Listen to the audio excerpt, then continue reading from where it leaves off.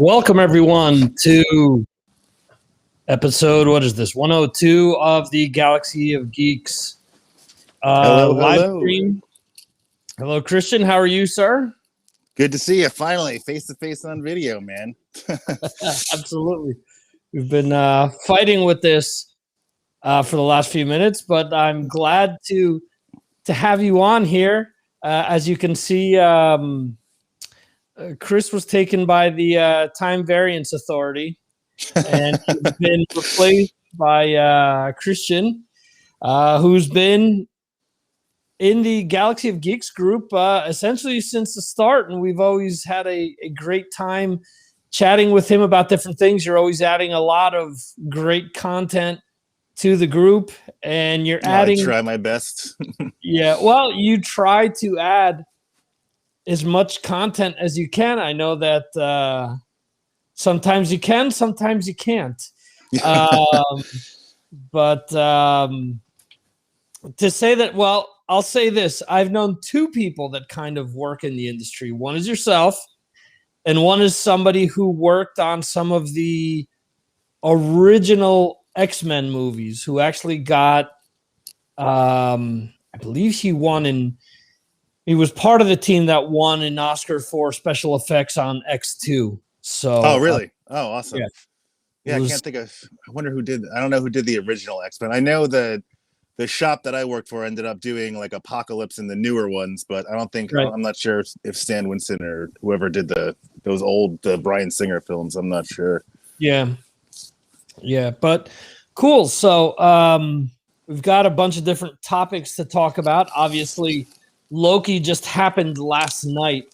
What was your initial thoughts on Loki? What did you think? I loved it. I thought it was great. You know, but it was almost like exactly what I expected it to be. But that was, you know, it met my expectations in a positive way, like on every aspect. Yeah. I was like, oh my God, this is great, and it got really it really kind of delved into the lore of things beyond what we've known, you know, to see that the Infinity Stones are meaningless. Yeah. it's just hilarious. It's great. Yeah. The cool thing that stuck out to me right away is, for as much as people want to knock Marvel and say, oh, well, they've got this cookie cutter process, they've got this, they've got that, you can't compare WandaVision, Falcon and Winter Soldier, to Loki. They're three completely different entities, and they're each pushing the storyline in a different way. And it's so cool because it's the same story, but it's being told in a different fashion. I mean, just imagine if, I don't know, if look at the Star Wars movies. Let's say if one of them was done by, you know, I don't know, one of them was done by David Lynch, the other one was done by Antoine Fuqua, the other one was done by, you know, people that are known for specific genres or for specific things. And that's kind of what we're getting here. We're getting that same storyline, but they're being brought to us through all these different angles. And I think this series, right off the bat, you notice that you have to really pay attention because there's so many things that are kind of being like salt and peppered in there. They're just lightly giving you like different hints of different things where, you know, I'm watching this with my wife last night and I'm saying, holy shit, multiverse. I'm like, right there, it's right in front of us. Yeah, like that's it. And the multiverse wars, and it almost feels like, you know, saying that there was this big multiverse war at the beginning of time. It's just like they're so leading up to Secret Wars, because I mean that's going to happen again. There's going to be another one, and then you know, people have even said they seen Peggy Carter in the background getting arrested by the TVA. There's a quick scene where she's being led out of an elevator by a TVA agent in cuffs and the uniform, and it's almost clearly Peggy Carter. So it's just like, oh, maybe did they get her from the universe with Cap, or is this the what if Peggy Carter? Because there's just so many possibilities. Yeah, or you know, did she somehow step into the timeline with Steve Rogers that she wasn't supposed to get into? Because they talk about how, you know, Loki brings it up. He goes, well, the Avengers went back and they time traveled, and they said right off the bat, well, that was supposed to happen. Yeah, exactly. But that's the other thing, is that the Avengers traveling back and doing unsnapping Thanos. If that was supposed to happen, they wouldn't. Loki wouldn't know that Cap went back to live in a different timeline with Peggy. So that's still up for debate if that was okay or if that was allowed, because we never know. Right. And maybe that's it. Maybe that's what you're alluding to now, and maybe that's again a small opening if they want to bring Chris Evans back. Yeah.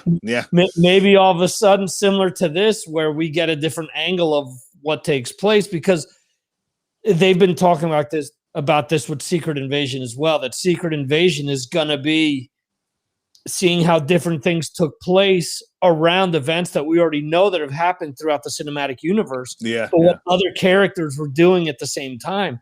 So, I mean, they just seem, and as I've mentioned to Chris week after week, they seem to be giving us a lot of things that are very much comic book related, where, you think about the movies, and sure, that's based off of the characters and stuff, but there isn't this intertwining. There is, but isn't to the effect that they've done it in these series. Like, you really feel like, as you mentioned, you brought up Secret Wars. I remember collecting Secret Wars, and then Avengers had tie-ins, X-Men had tie-ins, Spider-Man, so you had to collect, like, sure, there was one episode or one, comic from Secret Wars that came out, but at the same time, you had to buy like another 10 comics to fill. That's how Civil War was as well. Like, there was so much content just in that story alone. And, you had to condense it for the films, because if Civil War, the movie, was anything like the full story, the full scale of that, it would have been a batshit insane, with the Punisher involved and everything. And then even they did the 2015 Jonathan Hickman Secret Wars. Mm-hmm. Was the next one that was nuts, because that had like Miles and God Emperor Doom, and where he, that's where he ripped Thanos' head off like it's nothing. It's just like crazy story. So you got to figure, like, I wonder what if they do go the Secret Wars direction, if they're going to go the 80s one, or they're going to do the 2015 the Hickman one, because they're similar but different enough. There's technically 3 Secret Wars though. What was the third one? I can't think of it. In the 80s, you had Secret Wars and Secret Wars 2. Oh, yeah. Because the thing is, the first one was what a lot of people kind of refer to, because that's when you got, the Spider-Man black costume. Yeah. Where, you later got the offshoot and Venom and all that. You had a bunch of other things, like the Iron Man Mach 3 costume, I think it is, or suit, which is, instead of being the circle in the middle of his chest, it's a triangle, which kind of did in one of the movies. They did and the Hulk too, where the complex collapses and the Hulk's underground holding up the rubble, which they put into Endgame as a nice little tribute to that scene as well. Yeah. And then Secret Wars 2 was kind of a letdown for a lot of people, because the first Secret Wars was the Beyonder took, pieces of all these planets, put it all together. And then from the Earth, he took Denver, Colorado. And then part of Denver was superheroes, and part was I hit a bunch of things there by mistake. I got my hands going here, folks. Sorry. I'm talking with my hands. So what ended up happening was there were superheroes on one side, villains on the other side. And then when it all finished, like, all these pieces went back to their respective planets. Something that and this was all put together by the Beyonder. In Secret Wars 2, they made the Beyonder into a character. Like, before, he was like a god that you didn't see. He was kind of controlling everything. And Claw was like kind of his mouthpiece and whatnot. And then Secret Wars 2, from what I remember, was kind of a letdown, because the Beyonder was like kind of this just weird character that was like kind of trying to be like a hair metal guy. It was a guy with his shirt like full wide open, long hair. He had taken Scott Summers and Jean Grey's daughter and made her into the Phoenix. So we had a second Phoenix. We had, there were a bunch of different things where it seemed like they were trying too hard. Yeah, I don't think I ever read that sequel. Yeah, I don't remember it. Yeah. So but they did that in the Hickman one too. They made the Beyonder was just like this teenager floating upside down in this negative zone, like he's just this young, disheveled looking kind of guy. Yeah. But then the whole thing was solved by Miles Morales giving him a cheeseburger because all he wanted was a cheeseburger, and Doom wouldn't feed him or do anything for him. And then it all ended with Miles happened. He's like, "Oh, I have a cheeseburger in my suit." And then that's the end of the incursion and saves the whole galaxy. It's great. What is this? Suicidal Tendencies song? All I wanted was a Pepsi. All I wanted was a cheeseburger. But yeah, I mean that'll be interesting. Will they do a combination of both? Will it be something? I'm sure. Different? Yeah, they'll do the Feige thing and just pull little threads from each kind of story and see what fits compared to how everything else is going to line up. Yeah, that's the thing too. I'm fine with what Feige wants to do because I don't think. I mean, has absolutely every movie been great? No, we always talk about this. The first two Thor movies sucked. They're boring. The first one was kind of okay when it came out, but then when you realize what came after that, like you had Captain America: Winter Soldier come out right after that, and it was. Like everything just went up exponentially with that movie, and I think that's one of the top ones out of all of them, man. Definitely. Yes. So you got that, and they really upped their game, and I think from there, I mean, I know that people like some movies more than others, but I think they've all been at least entertaining from there on. You could debate which one is better, which one isn't better, and I mean, I was reading not too long ago, and we brought this up how. People were saying, well, I don't know how, why they're doing an Ant-Man 3. It was a flop. Like it's a flop compared to what? Endgame? Yeah. Or, it was the 8th biggest movie the year, the first one came out. The second one was still in the top 10 as well. Yeah. So it's like, they're not exactly commercial. And I thought they were both great. They were great movies, I love both of those because, I mean, at least for me, that's something that I've watched with my kids over and over again because it's kind of that Spider-Man feel as well, where it's like lighthearted and there's a lot of different humorous parts to it going along with the action sequences. So that's what I thought.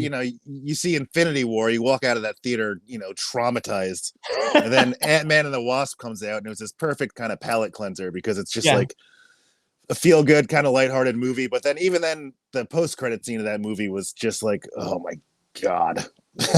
Like but it was a nice little it's a fun romp. But I love those movies. People really do shit on them, but I don't know why. Well, whatever. As long as you enjoy them, that's the only thing that matters. What are you looking or where are you looking for this to go? Because obviously I knew that people were going to be saying, oh my God, look at the stained glass, Mephisto. We're finally going to get Mephisto.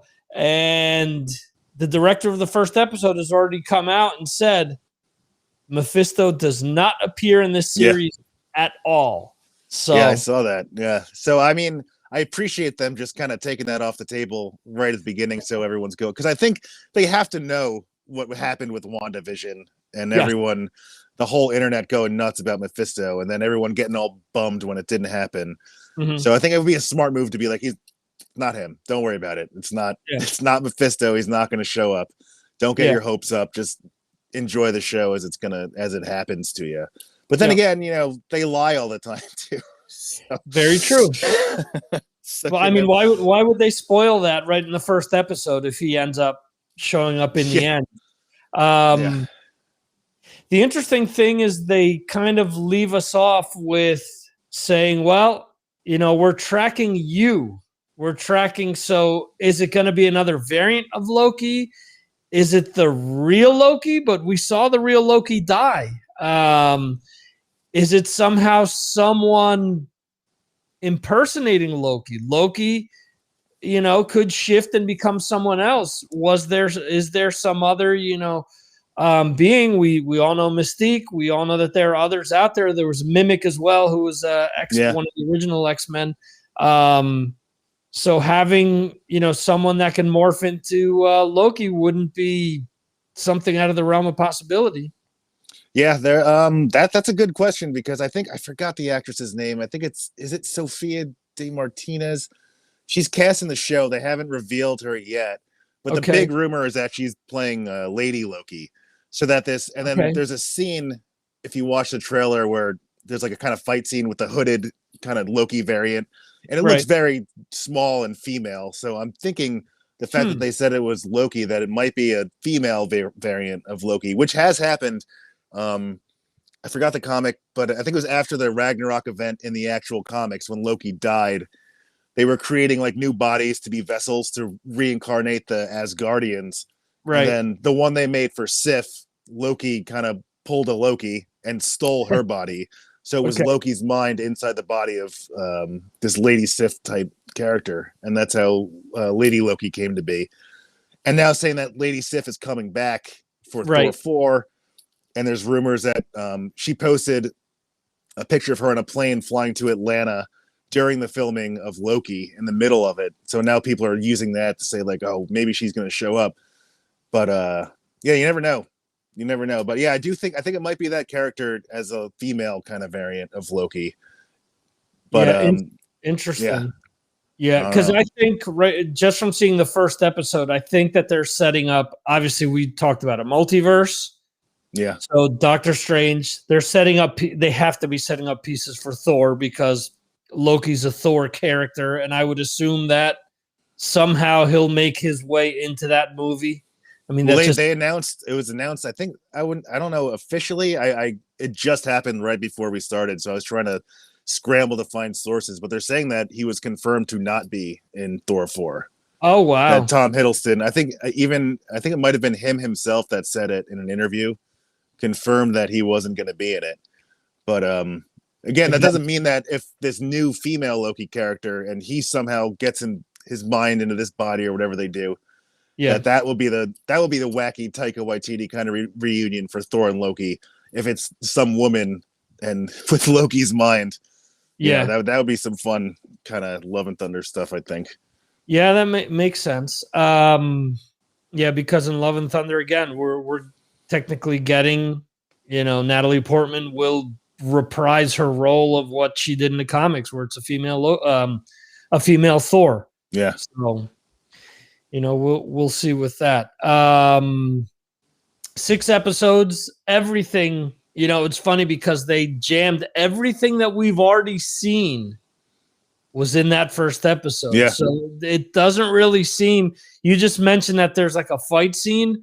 There seems to be very little that they've given us that wasn't in that first episode. Everything else is just quick little vague one shots of things. I think the one thing that wasn't in it that was significant was Loki, that shot where he's walking over a destroyed Manhattan, where it looks like it's from a timeline where he might have won the Battle of New York.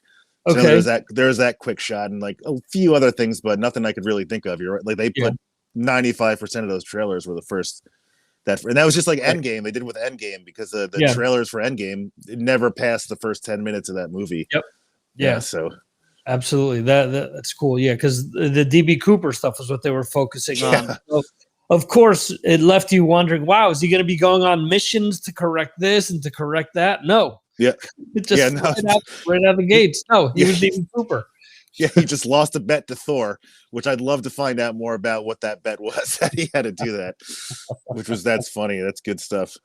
Yeah, absolutely. So definitely looking forward to episode 2 of that. Well, they also it seemed like they crammed his entire character development from Dark World to Infinity War into that 10-minute scene.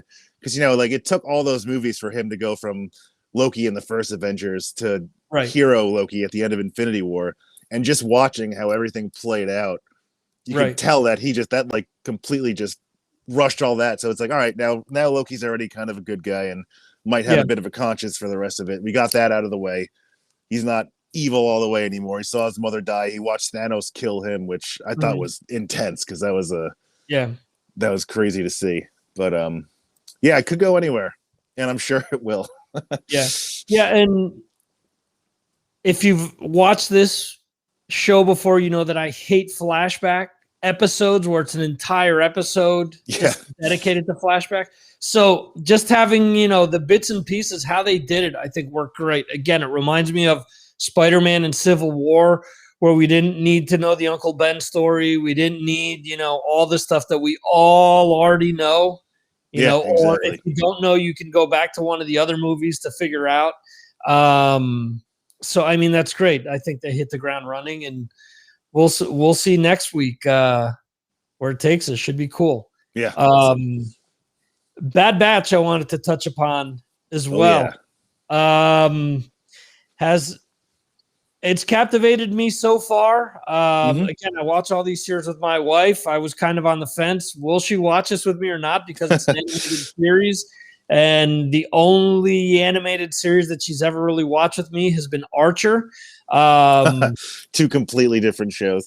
Two completely different end of the spectrums, but she's really into sci-fi stuff. So, and she really likes Star Wars.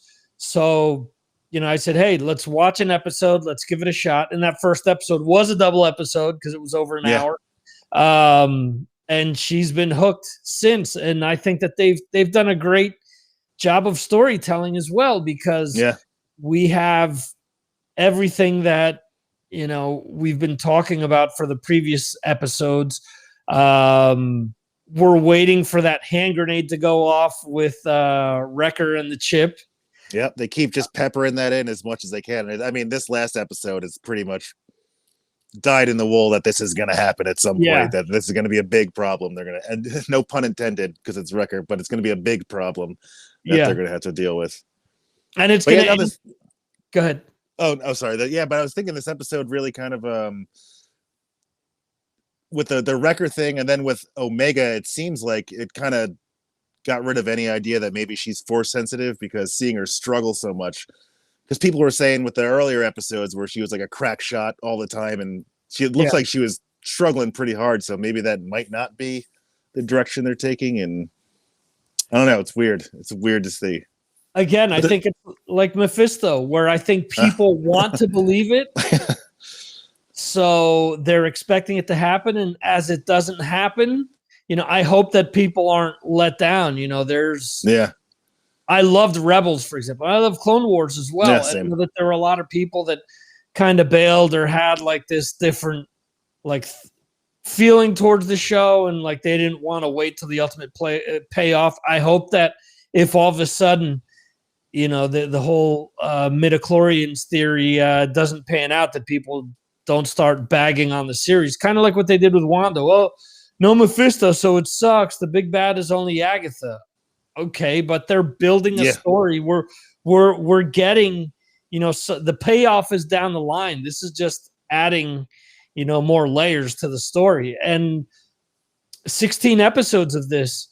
Do people expect them to just say, 4 or 5 episodes in, well, she's force sensitive? I would think they would wait till the end, or very close to the end, for that to happen. So it seems it's just a great spin-off of the Clone Wars, and it has that same kind of pace where it's like, they're peppering in all these little points to make this huge story. And then, in between, it's always like all right, we crashed on this planet, we got to do this mission, fix the ship, leave the planet, go to the next planet. Which is fine. I love it. Yeah. it's entertaining, and there's enough each episode to really kind of keep you enticed. Yeah, each episode has been like kind of a different mission. So it hasn't been, where you're like, oh, we're doing this again. No, every episode has a purpose. It's building it's connecting different dots to get us, to where it has to be. And we've talked about this throughout the podcast, where we don't know if this is going to be a one-off series, if this is going to be something where we're going to get several seasons of Bad Batch.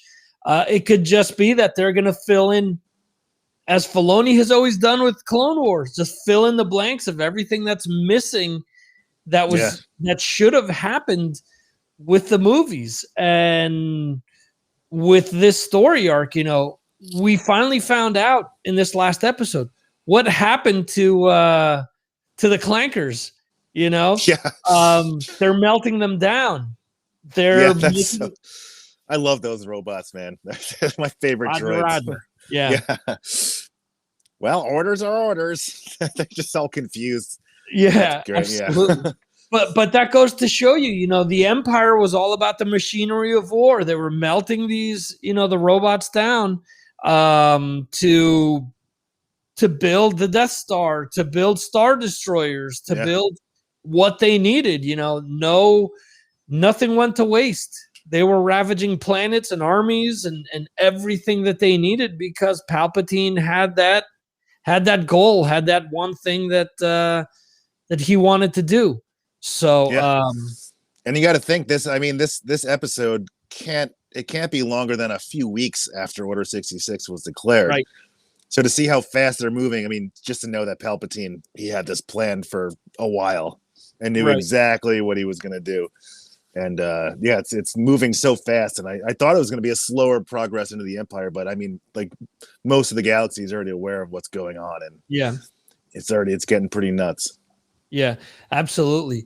As everything was going on, I mean, maybe I'm just naive or whatever, but I didn't realize that these were the two sisters from the Ahsoka arc until the end, until they took the suits off. I didn't. Oh yeah, Trace and Rafa. Yeah. Yeah, I didn't remember the names, you know, so I was like, who the hell are these two? And then finally we get to the end and I see them without, you know, their hoods on. And I'm like, holy crap. The hair, yeah. And then it was a giveaway. I'm like, why didn't I get this sooner? And the big thing that that everyone's trying to figure out is, who were they talking to? Yeah, that's a good question, because I mean, you would automatically assume Ahsoka, but I would assume that Ahsoka is deep in hiding after the end of Clone Wars, because we saw where she was with Rex, and you know, I don't think she would be reaching out to them over anyone else. But then again, like, who else have we seen those two interacting with in terms of like major characters that could be against the Empire? They said patch him in, so it's definitely a male, and they did specifically say that they are working against the Empire. So it's not, I don't think it's a sinister kind of thing, but you see the robes too, and they're brown, so I don't know, it could be any of them. I want to say Mace or Obi-Wan, but again, I don't know how they would know, would have ever met them or known who they were. Well, Chris has said that he thinks it's Bail Organa. That makes sense. Well, but here's the theories that I've seen in a few different videos. Based on what we saw in episode 3, Bail Organa goes out of his way to say, we're not about violence. We're about talking things over and building a new republic. So if it's so close to Order 66, would he have flipped that chip as well? Would he have changed his entire stance because what he's seen? The other theories that I've seen is maybe it's Saw Gerrera. And we already did see him in this show. Yeah. We did see him already. And the other one that my first thought was, oh my God, please let's not go back to the well so soon. The other one that I've seen is Darth Maul. Oh yeah. That I saw that one too. Yeah. I mean, you could never have too much Maul, to be honest, but I think, we can't go there just yet. If he's going to show up, it has to be a quick little snippet in episode 13 or something, you know, but yeah, but you never know. That would be interesting. Yeah. What the theory that I had seen was, you know, we got to find out that Maul was the head of Crimson Dawn, who indirectly, you know, rose to power because of what Ahsoka and the two sisters did in Clone Wars to shut the Syndicate down. I forget the Syndicate's name right now. And from there, as a result, you know, Crimson Dawn was able to rise to where we finally saw them, in, you know, where we saw Maul at the end of Solo. So that's the theory, in that they're working for Maul. They're trying to get, you know, this battle droid, because what Maul wants to do is get revenge on Palpatine, because he more or less discarded him for Vader. basically. So anything that he can do to hurt Palpatine is what he's looking to do. So that's the theory that I saw. I'm just hoping, similar to what we're talking, that no, it's not Maul, as you're saying, so soon. I would hope it's someone else. The other thing that they've talked about is that maybe Saw Gerrera is the one that's hired them, but maybe Maul has hired Sid. Oh, yeah. Because somebody hired Sid's another character that's she's mysterious. We don't know much about her yet. Seeing her with the bow, like just hitting those 3 bullseyes like it was nothing, like there's something behind her. I also just found out that she's voiced by Rhea Perlman, Danny DeVito's wife from Cheers and stuff. Yeah, I've realized that the second she started talking. Yeah, I knew it sounded familiar. I couldn't put my finger on it though. Yeah. Yeah, I usually have my phone and IMDb going when I'm watching a lot of these episodes. So we're watching it, and I hear her talk. I'm like, that's got to be Rhea Perlman. And I look it up. And sure enough, he comes up. So that's cool. She's a great actress and definitely fills the part perfectly because, I mean, very snippy, very, a lot of that Carla attitude that we know, or the attitude that Rhea Perlman has in a lot of the characters that she plays. So definitely something that comes off really well. The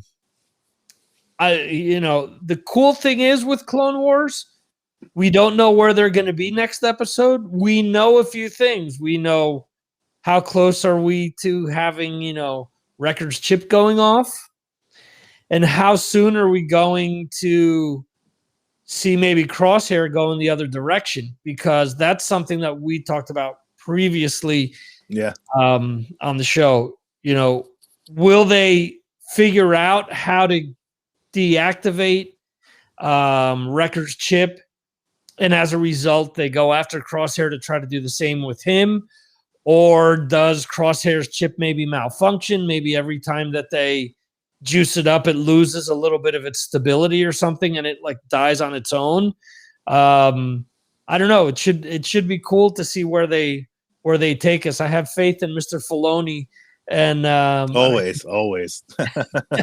I think that he'll give us a very cool arc throughout. Regardless where he wants to go. Yeah, I will say I think Wrecker's probably got one more head injury left in him before that thing goes off. He just needs to get hit one more time. Chris seems to think that we may lose one of the Bad Batch throughout the series. Do you feel the same way? I saw an interview with, I think it was one of the producers or something, that said that the last episode left him in tears.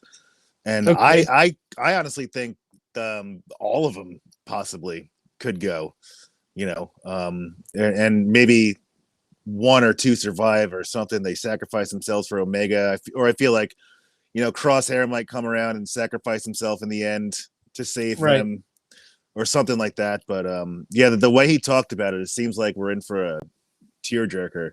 And I think a squad like that, I think that could make sense story-wise if they're going to end it with them all dying and, biting the dust. But you never know. So Rogue One ending. Exactly. Yeah. Oof. Yeah. I don't know. I'd still love to see Stallone in the Ahsoka series or something, helping them track Ezra and Thrawn. Oh yeah. Well, I mean, if they're gonna push everything back to post Jedi, and the clones, by the time they aged, I guess Hunter would probably be around the age Stallone is now, and they could just pull him in. That'd be great. Yeah. I'm all for that. That's what I'm shooting for. Yeah. So, let's see here. Let me just cue the music up here. I don't have the fancy signs like Chris has. I don't have the setup. We're going with my Mars Attack setup here, which I do the best that I can with what I got here, folks. But anyway, we're going to do our quick hit segment here. There's a bunch of things that I'm going to bring up here, and you've made some notes as well, you've said, and different things that you want to mention. Yeah, so a few things. So cool. Just to keep my mind on track. I already mentioned the Loki thing here where Mephisto is not supposed to show up, but we'll see if they're telling us the truth. The one thing that you've talked about over the last few weeks when you've been chiming in the chat is the Spider-Man trailer.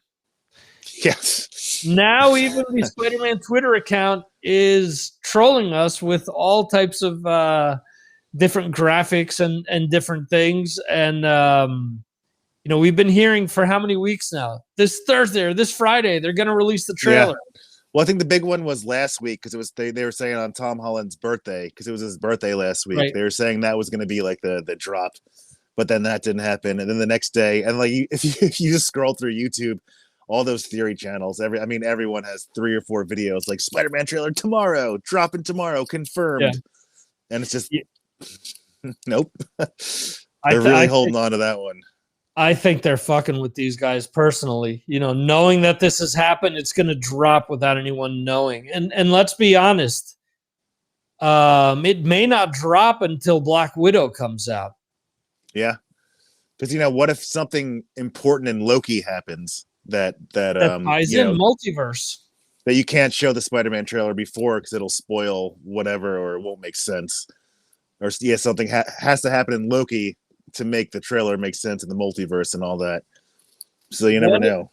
What if we get, as we've been talking so many theories we've been throwing out there, what if we get Tobey Maguire in Loki? You can't release a trailer now with the Tobey Maguire or an Andrew Garfield or any of the villains yet. Yeah. Because you want to build towards it, but you don't want to give enough away. See, that's the thing that me and Chris have talked about.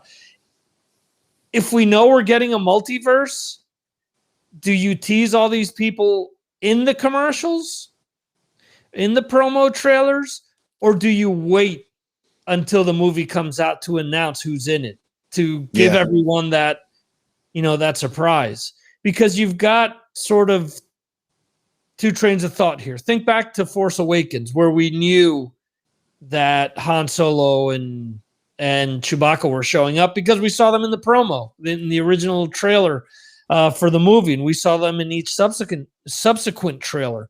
So we knew about that. Sure, that fuels people to go to see it.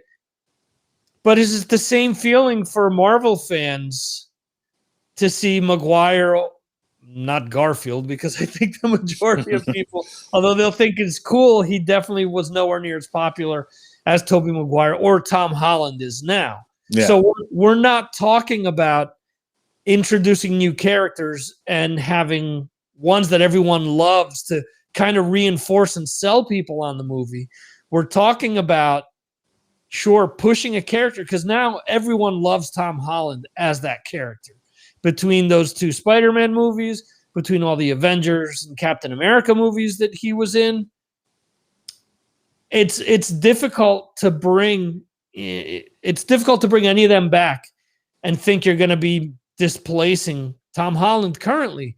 I mean, I get it if the rumor pans out that Sam Raimi's going to finally make a Spider-Man 4 and it's going to be Tobey Maguire and Sony will have their Spider-Man and Marvel will have their Spider-Man.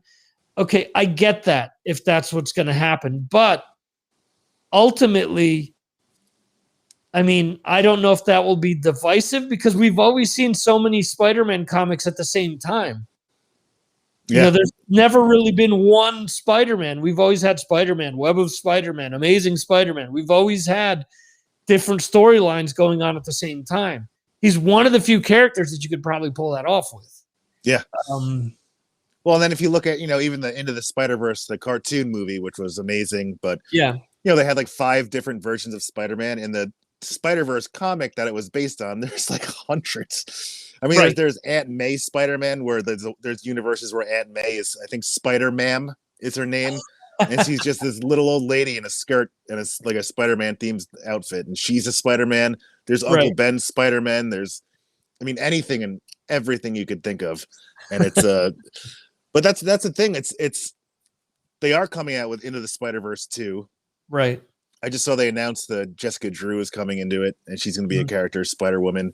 But it's like, is Sony just going to keep making the same Spider-Verse movie? Are they going to do the live action one and the cartoon one, but have them be different Spider-Verse things? And, or like, I feel like the logical thing would be to continue the Far From Home kind of story with him on the run, end that, and then lead into all this awesome Spider-Verse stuff. Because if they bring in all these characters like at the end or like in some kind of scene where after he solves this problem, you know, then they start building up the Spider-Verse and they could really go in that direction. That would be really cool. Right. But it'd just be tough for me if they just instantly jump into like, all right, well, Spider-Man's identity is revealed. He's on the run, and here's every other Spider-Man and every other Spider-Man villain from every movie just thrown right in there. Just because multiverse, like it's, I feel like they're gonna have to build it up in some way. But Strange is in there, and you never know with that guy. But in the comics, I know after Spider-Man revealed his identity in Civil War, Doctor Strange helped him, and he did a spell to, you know, make the world forget. So that's like the same exact place they're in right now. So knowing that Doctor Strange is coming in, his identity's out. But in the comics, it was also Mephisto that was a big part of that too. So we can't turn down that yet. I refuse to get off the Mephisto train. What's going to be talked about more, Mephisto or X-Men in everything that they do? Until they do it, that's all people are going to talk about. I love it. Yeah, I think they put Fantastic Four to bed once they decided to show the logo at the end of the, you know, the trailer a few months back, where they kind of updated everything. At the end, it says, you know, Phase 4, and the 4 was the Fantastic Four's 4. So, yeah, that's the thing. Like that's a movie they've just like that and Blade. They've released like the logo, but they haven't given us anything else about it. It's just like we've seen previews and casting for everything. I just read about an hour ago they cast I forgot her name, but Titania in She-Hulk is going to be the villain. Okay. Which is going to be pretty rad, and she's related to all these other characters too, and that related specifically to Secret Wars, because I'm pretty sure, didn't she get her powers from Doom in the original Secret Wars? That's where Titania first came out. I think her first appearance was in that first Secret Wars, and where she got her powers through that somehow. Could be. I don't remember. But putting in a character like that that's now directly tied to Secret Wars and debuted in Secret Wars, it's just, you know, there's a big plan, and I'm curious to see where it all goes, you know, because if the Spider-Verse goes one way, Marvel goes the other way, and then they meet in the middle, and Secret Wars is such a big event that it has all those Sony characters and all the Marvel stuff, and it could be pretty crazy. Yeah, absolutely. And with She-Hulk, they've already, we've seen pictures of Mark Ruffalo already. Yeah. Tim Roth is going to be back as Abomination. Of course, there are rumors of Matt Murdock showing up because she's a lawyer. There's also rumors of Matt Murdock being in Spider-Man. I could get behind that. That would be awesome. Absolutely. Yeah. So I mean, right now there's, I think all of us that love Spider-Man, our minds are going crazy with different theories and different things that could happen. Again, I think you hit the nail on the head before. I think a lot does depend on Loki and where we go with this, because after Loki is Black Widow, and then after Black Widow is Shang-Chi, then Eternals, then Spider-Man. They've been talking about us possibly getting a Hawkeye before the end of the year as well. Yeah, I heard that too. Well, it's all wrapped. It's done filming, and there's pictures released and all that stuff. So yeah, it looks like it's moving along pretty fast. Right. They've also started to, and this is something that I didn't write down. There's also already a rumor that the Punisher shows up in Moon Knight. That would be awesome. Oh yeah, because they're doing the Midnight Suns kind of. I heard that whole thing with the Punisher, Doctor Strange, Moon Knight, Namor. They cast Namor yesterday. I think they announced it, or the Right. day before. Yeah. So Right. they're starting to set all that stuff up. And yeah, Punisher. If John Bernthal is in that show, that'd be great. That'd be real good. Could it be possible that Blade shows up in that, and that's why they haven't said anything about the movie yet, because they just want to catch everyone off guard. And once he's introduced via Moon Knight is when you announce the movie. Yeah, that would be awesome. That would be good. Because there's supposedly a like an open spot next year that they haven't announced yet for a movie. Oh yeah, yeah. And we also don't know how many of these movies, how many of them will end up going to the cinemas, and maybe there may be some of these that just go directly to Disney Plus. Who knows? Because they've already confirmed that both Black Widow and Shang-Chi are only going to be in the movies for 45 days before they hit Disney Plus. Yeah, so instead of doing what they've done with Cruella and with Mulan, for example, where you can rent them at the same time, you're just going to have to wait a month and a half to see them. But I don't know. Again, I'm excited seeing everything we've seen so far. I'm excited to see what all these other series bring us. They should be cool. Exactly. So it'll be good to get back to the movies, though. I got my vaccination, so I don't feel too worried about going back. Finally, yeah. I haven't been. I think what was the last thing I saw in the movies was the Invisible Man remake. I think was the last thing I saw around this time last year, or probably even earlier than that. So over a year, definitely. Last thing I saw is either Endgame or Rise of Skywalker, one or the other. Wow. So that's going way back. So, pre-COVID. COVID didn't stop me from going to the theaters. It was just that, I was just going to Marvel and Star Wars movies, basically. Yeah. All right, so let's see. Taika Waititi has mentioned that Thor: Love and Thunder is funnier than Ragnarok, and his exact quote is, "I think this might be funnier. Everything we did with Ragnarok, we've just multiplied it. Who knows if we do anything one after this, or wait, who knows if we do another one after this, but I definitely feel like we put everything, every idea, every single ridiculous concept or gag or stunt or character into this film. I couldn't be happier with it." I'm looking forward to this. This is coming from a guy who played an imaginary Hitler. So if this is the craziest thing that he's done, this is going to be... Because Ragnarok is, I think I always say, my favorite Marvel movie. Because, I mean, he's one of my favorite directors of all time. Right. But I think that holds the title for me as my number one above anything. So I'm really excited for this. For me, it's definitely up there. It's one of my favorites. I mean, I can't tell you how many times a week I go around and say, "Hey, man." Yeah, hey, man, piss off, Ghost. Yeah, but I've been buying the Jason Aaron, the Mighty Thor run. Okay. The Jane Foster story, and I've been trying to read back into it because I read it. I had a couple of the first two books. I bought them a few years ago, and I've been trying to get the rest of them finish it out. It's a pretty good story, and if they have that element with with Christian Bale and Gore the God Butcher coming in, and the all black Necro sword and all that stuff, it's going to be pretty crazy. And they've already said there's space sharks in it. Whoa!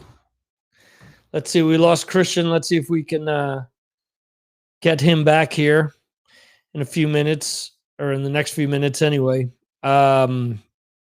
So yeah, just to kind of go up. There he is.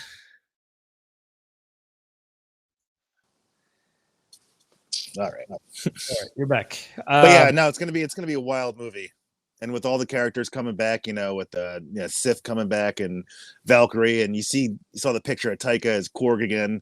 All the Guardians were spotted on set, and it's gonna be pretty wild. Yeah. Should be cool. Should definitely be cool. And that comes out next year. Yeah. So we've got, again, we're lining up with a lot of cool content. And this next one is kind of a bummer for me. But again, these are all just rumors, so who knows whether this is true or not, because I've already heard different rumors for Captain America 4, but supposedly Captain America 4 will be them delving deeper into Hydra's history. And one of the things that in the article that I read, they pointed out that Agents of S.H.I.E.L.D. and Agent Carter, although they heavily dealt with Hydra, are no longer part of Marvel canon. I don't know. To me, that kind of sucks, because even if you don't factor in what they did in Agents of S.H.I.E.L.D., for example, I think with kind of Winter Soldier, we kind of put Hydra to bed. Kind of, I want to see them move on to some other big bads. Basically, I don't want to see Hydra back currently. If you're telling me, that's the other thing. Like with everyone's been saying with Julia Louis-Dreyfus in Falcon and the Winter Soldier, saying, "Oh, she's Madam Hydra. That's Madam Hydra. Hydra's coming back." It's like now it was a very brief run where she was impersonating Madam Hydra. Because she infiltrated Hydra. She was never actually the real, Madam Hydra. So yeah, I agree. I don't think they should touch on that. I mean, if they bring Hydra back, maybe if they have like a Hydra cap coming from the future in some multiverse type thing for a little snippet, but if the whole movie is going to be about Hydra, we already know everything about Hydra. Yeah. Exactly. That's my whole point. If you give me Christopher Evans multiverse Captain Hydra, that's one thing. But if you give me just a whole story built around it, it's been there, done that. I think that those characters deserve better. I think that they deserve something that's, they built up the series to be such a great thing that they need something that's on their level currently to be the big bad. It shouldn't just be like, oh, let's just retread and bring these guys back. And I understand Hydra's been a huge part of the comics over the years, but comic book storytelling, as you mentioned before, isn't the same as the storytelling that we get in movies. You can't, just base everything off the same characters all the time. Not with this, not with, with the depth of characters that you have, with the amount of characters that you have. There are other, villains out there that you can incorporate where you don't need to do that. So, and it seems like they would, I feel like they should go in a direction, with the power broker and Sharon Carter, her kind of rise and fall, how she even got into that position, and then go more towards like a Thunderbolts kind of setup thing with the, Walker and Countess and all that stuff. They set up all that stuff to continue into a cool story, but if they just flip back and make it all about Hydra, it's like, well, we already did Hydra for 3 Captain America movies. Like, we got a new Cap, let's get a new villain, let's do something different. I agree 100%. And that bums me out about Agents of S.H.I.E.L.D. and all that not being canon, because I did love that show, but I kind of realized once you saw the Darkhold in WandaVision, and it was like this completely different book, and that being in Agents of S.H.I.E.L.D., I was like, it looks like they're kind of phasing that out. That might not be canon now, because it's the same book, but it's a whole different, kind of history behind it. So yeah, and in Loki, they brought up the whole thing where he killed Coulson, and they didn't, mention the fact that in Agents of S.H.I.E.L.D., they resurrected him essentially. But who knows? I mean, maybe that's something that in this series, could they address that? Because, it would be interesting. Feige, I think Feige's the type of guy that is respectful enough of the source material. And look, if they're bringing in Abomination, who was in a horrible Hulk movie, the characters, it makes sense. If a character works, if people like the characters, I mean, because there's also been rumors about Quake being involved in some of the other series as well. So if you bring Quake in, you're bound to be able to incorporate some of the other characters that were in Agents of S.H.I.E.L.D. I think it would be dumb not to do it. So I agree. Well, I think Quake's busy with the Powerpuff Girls now, right? She's playing Buttercup in that. Yeah. We'll see. See how that goes. I heard Yeah. the pilot got shut down and they're reshooting the whole show. Oh wow. The whole first episode apparently did horrible, and they scrapped it and they're reshooting the whole thing from start to finish again. But I mean, what did they expect? Yeah. I mean, look at the track record. How many things can you animated things can you bring to live action? How many have actually panned out? Yeah, exactly. I mean, look at Josie and the Pussycats, and at that time you had a Sarah Michelle Gellar, which was hugely popular. That still tanked.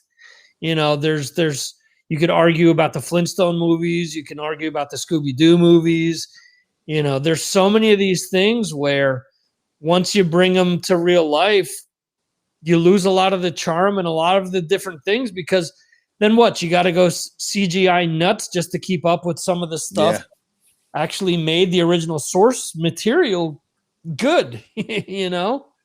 So there's some things you can only do in animation that you can't do in live action. Right. There's only so far you could go before you're just making a CGI cartoon. like a Roger Rabbit type thing. Right. Which is why it took so long for there to be decent comic book based movies, because the technology wasn't there. Once the technology was there, you could couple that with a good story and it would work out. But previous to that, no such luck. Yeah. So, let's see. Moving over to the DC side of things, Zoe Kravitz, who was also in X-Men First Class, is going to get her own Catwoman show on HBO Max. Oh, because that'll spin off from the Pattinson one, right? Because she's Catwoman in that. I believe. Is she Catwoman in that, or is she Catwoman in Batgirl? I think she's Catwoman in the Pattinson movie. Okay. Because she's in the trailer for it. There's that quick little snippet of her. Okay. All right. So that makes sense. It's funny that the Pattinson movie isn't even out yet, and they're already talking about what the sequel should be. Yeah, and there's another spin-off for that too, another TV show, another Gotham PD type show that I've heard about as well. Wow. So that's 2 spin-off shows from a movie that I don't even know if they finished filming it yet. Yeah. Who I mean, we've talked about this ad nauseum with mechanical spiders and all the crap that Warner Brothers has shoehorned over the years. I don't understand. Okay, if the movie comes out, it does a crap load of money, people love it, I get announcing spin-offs then. But before it even comes out, no, not a good idea. have they read the press on the movies that had Ben Affleck as Spider-Man to see how people were, enamored with him playing the character? Yeah. Now, let's be honest. Out of all of the people that have played Batman, without counting Adam West, I mean, people will always go to either Michael Keaton or they'll go to Christian Bale. Yeah. Everyone kind of in between so far has been kind of inconsequential. So, and people are, people have their favorites, and people are looking, if they don't like the way Pattinson is, they're going to kill him. They're not going to be shy about it. And DC has done so many things wrong with these properties. I don't get it. They don't. They've done well with these series that they've done on CW and whatnot. And I mean, I've checked out a long time ago just because there's just too much. I mean, 24 episodes for The Flash, which was the last episode, which was the last thing that I kept up with. No, actually, I watched the first season of Titans, and then I started watching the second season. And I think WandaVision came out around the same time when I had access to Titans, and I was like, it's cool and all, but it's kind of apples and oranges. It's just on two different playing fields. And instead of I don't think I watched a single one of those shows. None of the DC stuff, man. it's just geared towards kids is the thing. And I remember when it first came out, the first season debuted around the same time that the third season. No, it had to be after. I was going to say the third season of Daredevil. But there were people telling me that Titans was so much better than Daredevil. And I watch it and I'm like, well, it's entertaining, but Daredevil to me is like on a whole other level. You know, we're getting close to like cinema type quality with it, not only with the aesthetics, but also the stories and everything, and the graphic violence and everything else.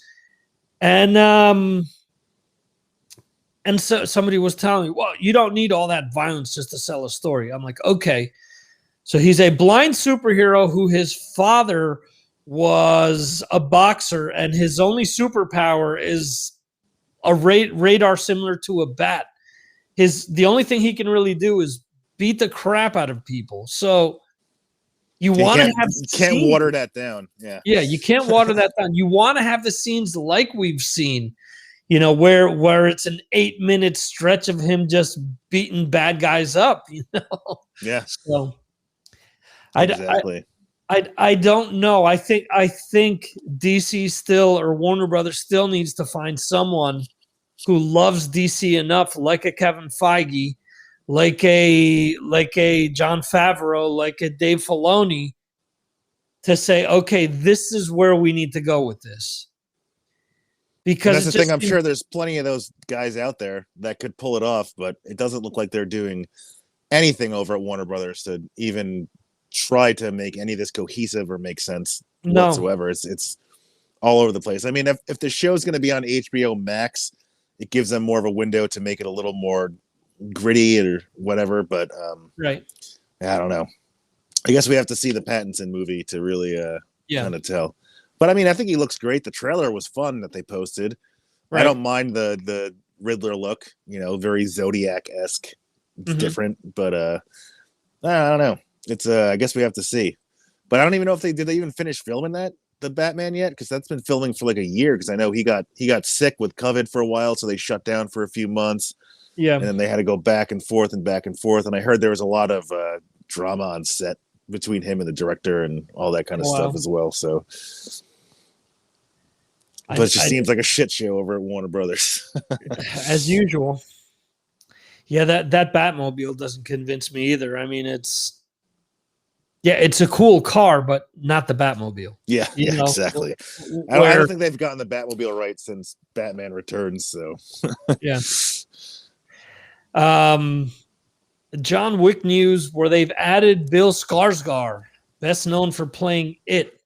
The cast for John Wick 4 is already huge. Yeah. And they keep adding people. Week after week, it seems like someone else is joining. Obviously, they're setting up both a John Wick 5 and the Continental series, which is supposed to be coming out as well. Yeah. So, which is apparently going to be a revolving door of different assassins. So it would make sense that they would introduce all of these people if ultimately they're going to be, you know, rotating them in and out of a series. And not for nothing, if you think about going back to something like Clone Wars, you think about what they did with this last season, where it was 10 episodes. Part of it was the Bad Batch arc. Part of it was Ahsoka with the two sisters. Then the final part was Ahsoka with Rex. If you build a Continental series like that, where it's a bunch of different story arcs, you know, say if we get 10 episodes and it's 3 different arcs and it follows 3 different assassins, I'm down. You know, that to me would be cool. And then a good ultimate, like, kind of last episode with all of them, or some big kind of epic thing. Yeah, where you tie everything up, you know, that would be awesome. So, those John Wick movies are great. So that's, I'm always for another one. Did you get to see Nobody? I didn't know.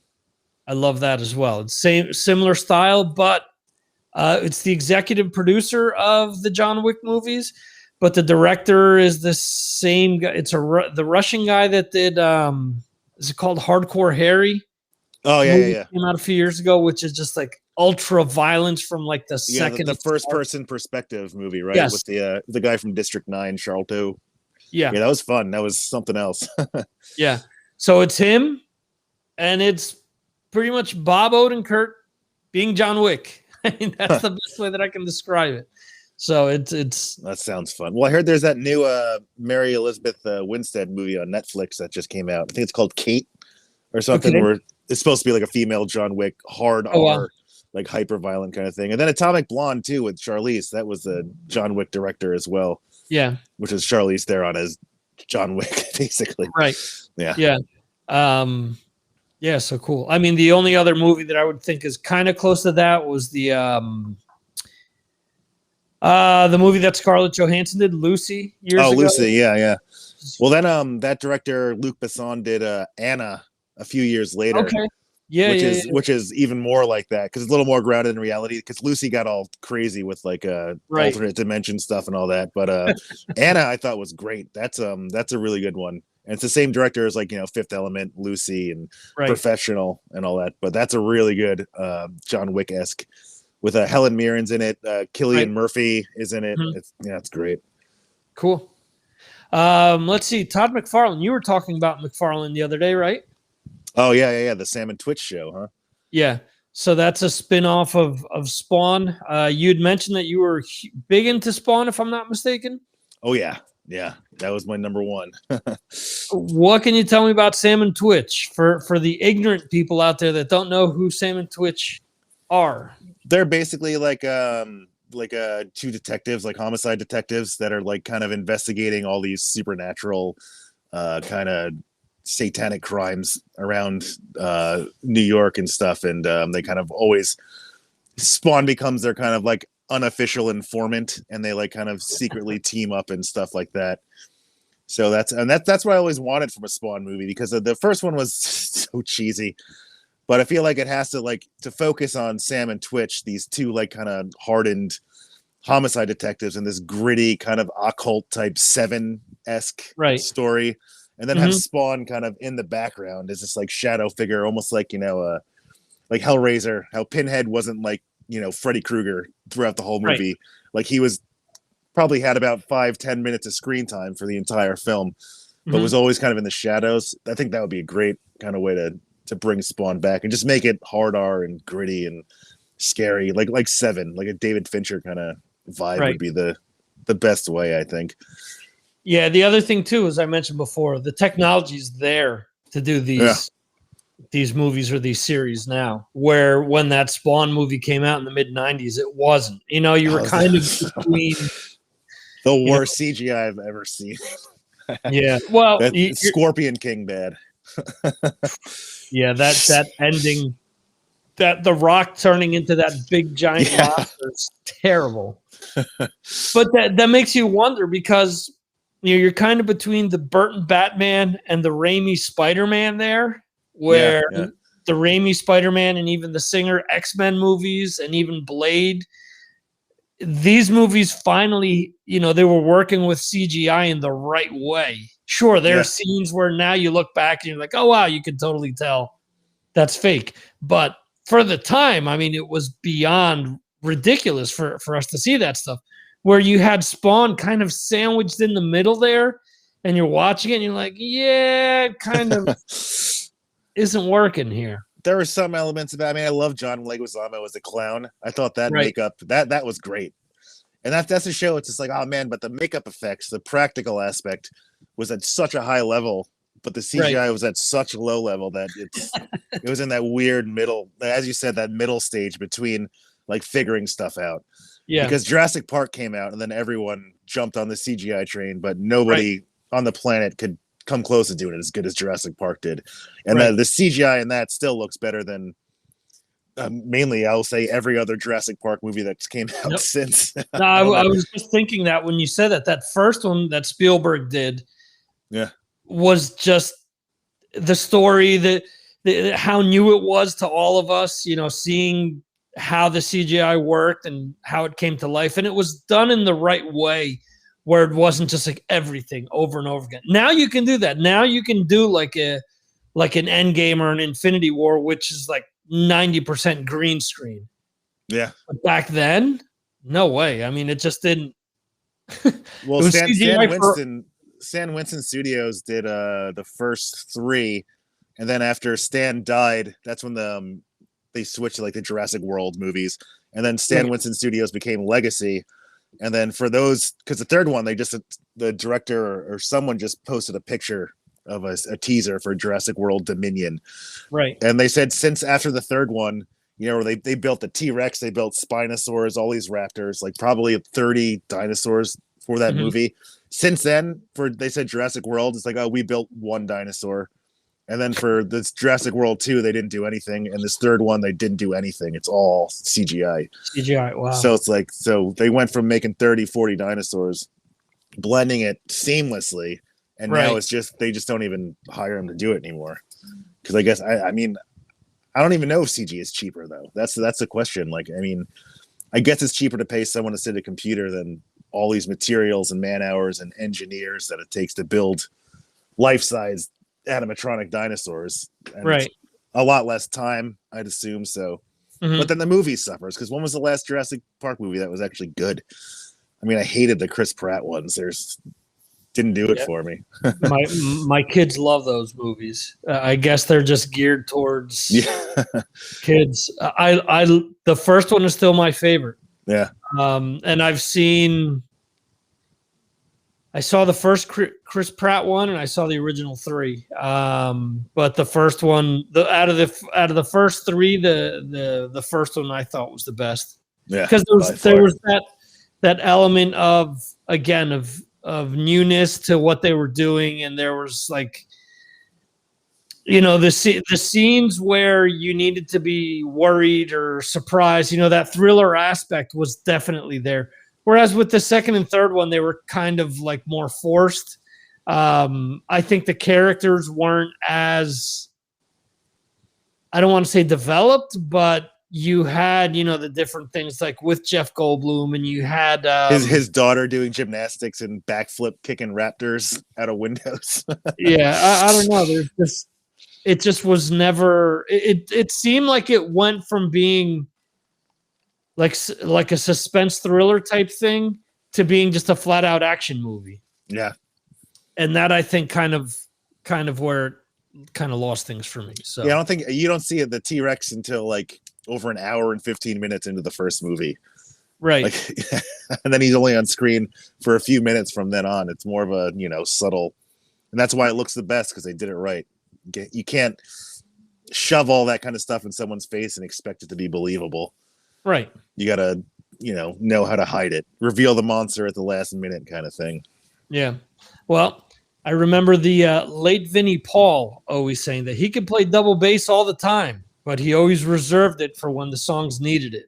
Yeah. Because he said if I played it just from the start, it wouldn't be a big deal. But if I throw it in where it's needed, then you got to stand up and you got to move. So yeah, kind of the same thing. You know, that T-Rex, you initially see it, it's just the eye. It's in the darkness. There's mystery to it. There's, you know, oh my God, how big is this thing? What's it going to look like? What can it do?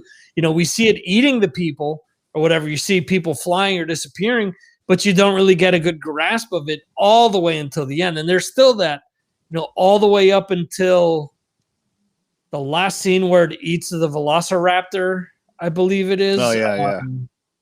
You know, you're still wondering, you know, what's this thing going to do? Is it going to kill everybody? Is it going to, you know, there's so many unanswered questions until you get to the end. And then again, it just seems like you're the second and third movie, you're just playing the greatest hits. You're trying to recreate what you've already done, but you know, you haven't really furthered the story all that much, and you've seen everything. You know, there's nothing else. And I think that they've tried to do that with the Chris Pratt movies, with introducing like all these other dinosaurs and all these other things. It's like, okay, but it's the same deal. You can't have them right out the gate. You can't have them from the start. You have to get them in the right spot so that it creates that tension where, exactly. Oh my God, when he shows up, it means something, you know? You don't have Darth Vader throughout the entire movie. You just get him when you need him. Yeah, he's barely on screen in that. And probably 15 minutes max of that entire movie, the first one. And that's the way to do it. Yeah. Speaking of Star Wars, Book of Boba Fett just wrapped. And from what they're saying, and this is interesting because I sent Chris a screenshot the other day. On my TV, it said season 3 of The Mandalorian coming December 24th, I think it said. Like, wow, I haven't read anything. Why is my TV saying this?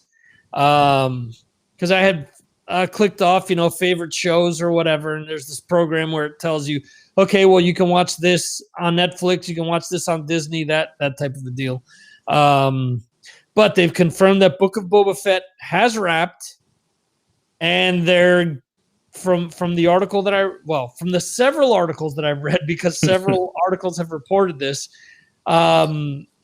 It's going to be considered like season 2.5 of The Mandalorian, because a lot of the characters are going to cross over, and they're not shooting Mandalorian season 3 until they wrap Obi-Wan. Which makes me think, are they going to shoot Mandalorian in the same town where they're shooting Obi-Wan? Is that what the whole deal is? I'd assume all 3 of them are going to be shot at the same studio, because that studio in LA has the what the hell is it called? That new technology, the big sound screens that they have with all the where they're projecting the backgrounds, and there's only 3 sound stages in the world that do this now, and it was invented for the first Mandalorian, for all the locations and stuff. So I'd assume there's no way that they couldn't film Mando and Boba Fett at the same time. Because it's in the same world, it's during the exact same era. They're going to be using the same characters. I know a lot of the shops that are working on one are working on the other, and I think it's pretty much the same production. So, but I read that's the big thing today, is they're saying that Mando was delayed because of Obi-Wan. So they want to do Boba Fett, then Obi-Wan, and then Mando, which makes sense if you want to break it up, so it's not just the same thing over and over again. But the other thing that they mentioned is that Pedro Pascal is currently shooting The Last of Us. So that could be another reason. The excuse could be Obi-Wan, but it, due to COVID and everything else that's gone on, the schedules haven't synced up the way that they wanted, and due to different contracts, he's not free until he's done with that. So that could be another thing. But I saw that Pedro and Ewan McGregor just did an interview, like an actor on actor, where they interview each other kind of thing. I haven't seen it yet, but I heard about it today and I want to check it out. But they're basically talking about mainly Star Wars stuff and Mando and Obi-Wan and all that. But I definitely got to check that out. I heard it was pretty good. Cool. And the last point that I have here, Liam Neeson is saying that he hasn't been approached to be part of the Obi-Wan series. Is he telling the truth, or is he trying to surprise us? I heard that he confirmed that he wasn't in it, but you never know. Everyone lies these days. Just like, Tatiana Maslany swore up and down on television, on interviews, I'm not She-Hulk. I don't know what you're talking about. I never got the call. And then a couple weeks later, she's She-Hulk.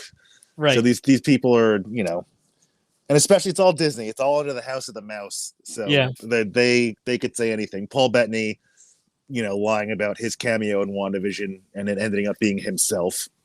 It's an actor I always wanted to work with. Right. So you never know. It feels like when you hear the people involved directly with the shows confirming or denying something, that should be like proof. But now I don't know anymore. And I think with the lack of content over the last year and all these YouTube pages being like, people's go-to for Marvel content, like all these scoopers and leakers or whatever.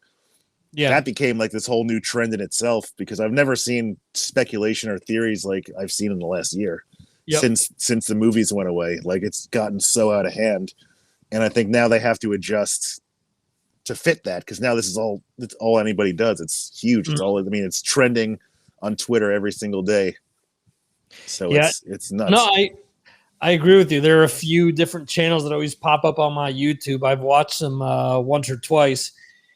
And then after that, I'm like, man, none of the stuff that they're talking about ever happens. So after WandaVision, I was like, I'm not going to bother with these because same. it's one of these deals where, okay, the Easter egg shows, all right, those are cool because if you missed anything, they kind of, they bring it out. But I've got this scoop and there's this guy on Reddit and he's never been wrong before. It's like, wait a second.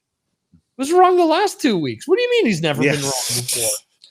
Yeah, no, I stopped listening to all the theory and leak channels. It's just I can't stand it. But there's certain pages where as you said, the Easter egg ones and the ones that point stuff out, because a lot of times I'm easily distracted and I'll miss like tiny little things here and there and then find out some cool stuff. That's fine, but I feel like the studios they have to adjust to people being hawks and like all these leakers and like getting this stuff out, because that's knowing personally, for I've worked on Mando, the NDAs that you have to sign while you're working on the show it's mind-blowing. There's some of the most intense kind of like, they could sue you for millions of dollars if you leak something before like the show comes out, before it's like if say for example you post something you're not supposed to after the fact, then it's more like get a slap on the wrist. But say for example if someone said, hey, there's a baby Yoda in the Mandalorian that was working on it, they could sue you for millions of dollars, and it's insane.